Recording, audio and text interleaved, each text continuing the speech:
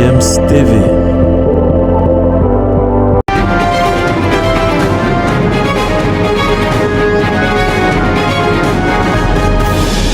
Bienvenue donc sur GFIEMS TV, c'est une autre production de Sport Matin. Sport Matin, de ce vendredi, on va parler de la Coupe du Monde Qatar 2022.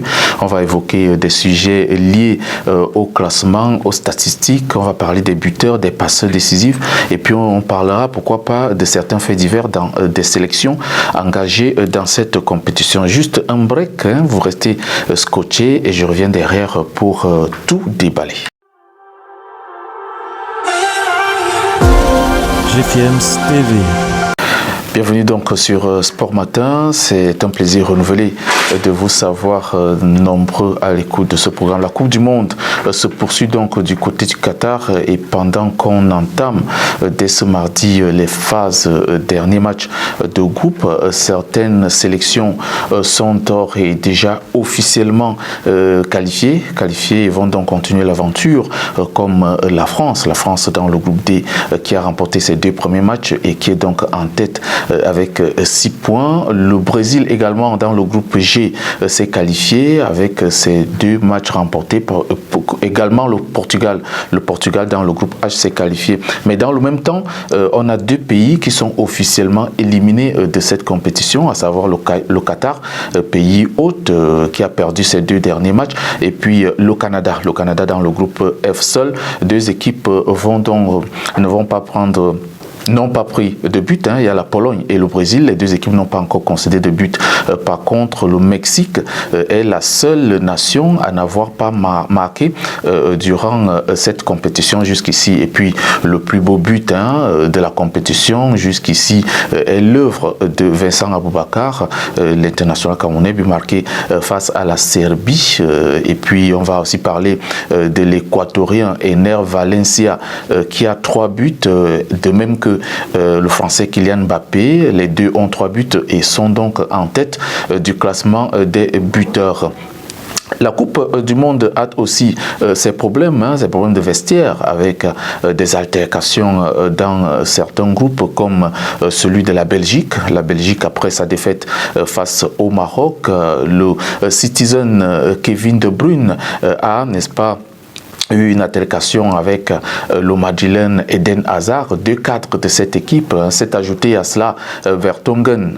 Ils se sont donc disputés durement et la bagarre a un tout petit peu été séparée par Romelu Lukaku qui est venu en sapeur-pompier. Et puis du côté du Cameroun, c'est le gardien de but André Onana qui donc n'a pas joué le dernier match, exclu du groupe pour indiscipline avant le match face à la Serbie. On n'a pas encore exactement les causes, mais le sélectionneur Rigobert Song-Bamako lui reproche d'avoir critiqué certains choix et de souhaiter la mise à l'écart de certains joueurs, ce qui nous a été rapporté. Et on va encore rester sur cette information. Puis du côté du Maroc, c'est le gardien de but titulaire Yassine Bounou qui a quitté le groupe après les hymnes nationaux à cause d'un malaise. Il n'a pas quitté le groupe, mais il se sent pas très bien. Il est du côté du Qatar. Il avait reçu un coup, c'était face à la Croatie et avait donc pris des médicaments assez forts qui lui ont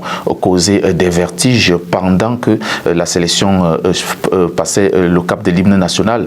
C'était en début de match, le match que le Maroc a gagné face au Portugal. Et puis, une autre information, c'est la direction de la Juventus de Turin qui a donc présenté sa démission hier lundi pendant une réunion ordinaire. Le président Andrea Agnelli et son conseil d'administration vont donc, n'est-ce pas, quitter la direction de cette équipe de la Juventus de Turin, alors que l'équipe traverse une crise financière et judiciaire assez houleuse. Un nouveau conseil d'administration sera mis sur pied dès janvier prochain, lors du prochain Assemblée générale. Et puis on va terminer avec cette information qui nous vient de l'Angleterre ou de la Côte d'Ivoire. En fait, vous saurez exactement où la placer. C'est Kolo Touré qui vient donc d'être nommé entraîneur principal de Wigan Athletic Club de Championship en Angleterre, club de Championship en Angleterre. Il faut noter que l'ex-international ivoirien a d'abord officié comme entraîneur des académies de Arsenal, également de Manchester City, de Liverpool, et puis il a été nommé entraîneur adjoint des clubs de Celtic Glasgow et également de Leicester. Donc vous voyez qu'il a fait assez de chemin pour arriver à être à la tête de la fabuleuse équipe de Wigan Athletic Club qu'il va essayer, n'est-ce pas, de faire monter en première ligue la saison prochaine. C'est une grande première pour un Africain. Il fait derrière la fierté des Africains et aussi pour le football ivoirien. C'est donc terminé pour Sport Matin de ce mardi. On se donne rendez-vous vendredi prochain pour une nouvelle sortie, notamment avec de nouvelles informations. Restez sur GFM TV et à très vite.